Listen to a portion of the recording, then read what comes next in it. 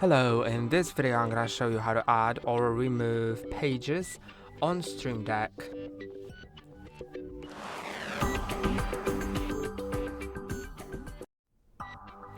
So you can see that in the Stream Deck app I have several different pages. I can switch between them with these buttons, of course. And in case you want to remove these pages, you should simply right click on the page you want to delete and click on delete, then click on delete, or you can click on plus to actually add that page. By the way, you can change the style of these switching buttons. So in order to do it, click on the button. Now you can click on, for example, plus or this down arrow to set profile.